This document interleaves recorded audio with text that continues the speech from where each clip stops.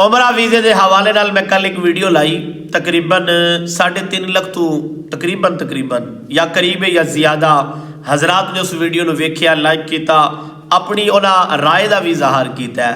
उमरा वीज़ा जो कि तकरीबन 7 तो 8 घंटे पाकिस्तानियों वास्ते बंद कर दिता गया सी, यानी उसका जोड़ा अजरा हा उन्होंने कैंसल कर दिता गया, ख़त्म कर दिता गया, ऐलान कर दिता गया सऊदी हुकूमत वालों। इतने साढ़े पाकिस्तान के जितने भी एजेंट हजरात ने उन्होंने भी अपने अपनिया आइडिया उत्ते एक खबर लाई है कि पहले आप हजरात वीज़ा कन्फर्म कर लो, फिर उस तो बाद टिकट वगैरह का इंतजाम करो।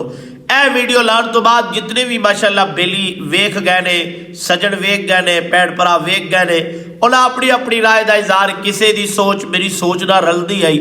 और कोई ऐसे यार हम 3.5 लाख बंदा होवे, एक सोच तो नहीं ना हो सकती, हर बंदे की वक्री वक्री सोच है। किसी आख्या फेक न्यूज़ है, किसी आख्या झूठ है, किसी आख्या ए नवा तमाशा है, किसी कुछ आख्या। बहरहाल मैं सब के कमेंट पढ़ रहा सा, गुजारिश ये कि एक खबर आई है, मैं खबर अगे चलाइए। सामने नज़ीवाकार सिर्फ बात इतनी है कि समझो ये खबर आई सऊदिया तो सऊदिया ने तकरीबन 12 घंटे वास्ते वीज़ा बंद किया। क्यों किया? क्योंकि उन्हों का मुतालबा 70,000 बंदा, मैं उस 70,000 बंदे की वीडियो बनाई है जरा सऊदी हुकूमत कह रहा बई ए उमरे के वीज़े ते आए ने वापस नहीं गए, ये लोग कितने ने। मैं इन्होंने 70,000 बंदे उत्ते वीडियो बनाई है। बहुत सारे दोस्त जिला कुछ आख्या, किसी आख्या साडा वीज़ा लग गया असीं चले आ, किसी आख्या असीं उत्थे आ, साडा एक ग्रुप आ रहा है। मान लिया भी जिन्हों के वीज़े लगे उन्होंने तो जाना ही जाना है। सिर्फ 10 घंटे वास्ते या 8 घंटे वास्ते ये बयान जारी होया, उस तो बाद ऐलान हो गया कि वीज़ा पाकिस्तानियों वास्ते भी ओपन हो चुका है। वीज़ा इस वक्त मौजूद है, जोड़ा भी बंदा लवाना चाहे वह उमरा वीज़ा लगी। यकीनन खुशी हुई है क्योंकि मैं आप खुद तैयारी में इस टाइम कि 2023 और 24 का उमरा जोड़ा है मैं इंशाल्लाह दिसंबर के एंड या जनवरी के शुरू में मैं उमरे शरीफ वास्ते रवाना हुआ। मैं खुद इस तैयारी में हाँ। यकीनन धचका मैनू भी लगा जो मैं पढ़िया कि भाई वीज़ा होना बंद कर दिता उमरे का, यकीनन आपको भी लगा होगा। और 3.5 लाख बंदा, एक सोच तो नहीं ना हो सकती किसी की कोई, किसी की कोई। लिहाजा 10 घंटे वास्ते, 11 घंटे वास्ते या 8-9 घंटे वास्ते वीज़ा बंद होया है। सऊदिया ने पाकिस्तान को यह पैगाम भेजे है भाई 70,000 बंदा तो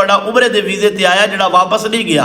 और बाद हजरात ने और फिर मैं वो खबर भी चलाई, तस्वीर भी चलाई वीडियो अंदर कि जेडे इस वेले 3 महीने का क्योंकि उमरा वीज़ा है ये लैके एजेंट माफिया नाल मिल के उत्थे जाके भीख मंगते हैं। यकीनन मंगते हैं, बकायदा वीडियो मौजूद ने। यूट्यूब से जाओ, टिकटॉक से जाओ, स्नैप से जाओ, फेसबुक से जाओ, जिथे मर्जी जाओ वीडियो मौजूद ने, पाकिस्तानी उत्थे भीख मंग रहे हैं। लिहाजा यह कम माड़ा है, यह कम सही नहीं है। आप उमरे वास्ते जा रहे हो, उमरा शरीफ करो, आप काबतुल्लाह का तवाफ करो, आप अतीब काबा में सजदे करो, आप हजर अस्वद को चुम्बन की कोशिश करो, आप सफा मरवा करो, आप ज़मज़म पियो, ज़ियारत करो, आप रोज़ा रसूल ते हाज़री दो, आप आका दी बारगाह अंदर हदिया दुरूदो सलाम पेश करो। मां बैना बैती व मिंबरी रौज़तुम मिन रियाज़िल जन्ना, उस जन्नत के टुकड़े में जाओ, उत्थे जाके हुजूर दी बारगाह उत्ते दुरूद पढ़ो। तो मैं तो सिर्फ इन्ना ही आखागा कि उमरे का इरादा है उमरा करो, फिर वापस आओ ताकि सऊदिया को भी कोई शिकायत ना हो, वो इंज के जोड़े अमल ने वो ना करे। हुण होया तकरीबन 8 घंटे वास्ते या 10 घंटे वास्ते, फिर उस तो बाद उन्हें ऐलान किया भी नहीं पाकिस्तानियों वास्ते ओपन कर दिता जाए उमरा वीज़ा।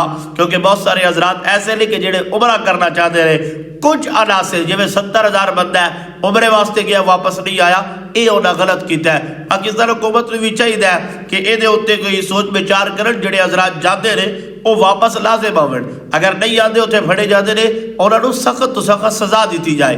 भाई ये तो कानून जुर्म में, उमरे वास्ते जा रहे हो उमरा करो वापस आ जाओ। बाकी अल्लाह पाक खैर फरमावे। मेरा कोई ऐसा इरादा ना हा कि उमरा बिल्कुल बंद हो जाए या ये हो जाए, या मैं फेक कभी भी वीडियो नहीं बनाई। उससे मुकम्मल तहकीक करना, कोशिश करना कि मैनू कुछ ओदा सबूत मिले फिर मैं वीडियो शूट करा। मैं अज की वीडियो भी शूट करना पिया, पिछली वीडियो आप हजरात का रिएक्शन वेख के, तो मैं उम्मीद करना यह वीडियो तुहानू पसंद आई होगी। अगर वीडियो पसंद आई है वीडियो को लाइक कर दो, शेयर कर दो। अगर टिकटॉक तो वेख रहे हो फॉलो कर लो, अगर यूट्यूब तो वेख रहे हो सब्सक्राइब कर लो, अगर फेसबुक तो वेख रहे हो तो फॉलो कर लो, लाइक कर लो। कमाल शुक्रिया सबका।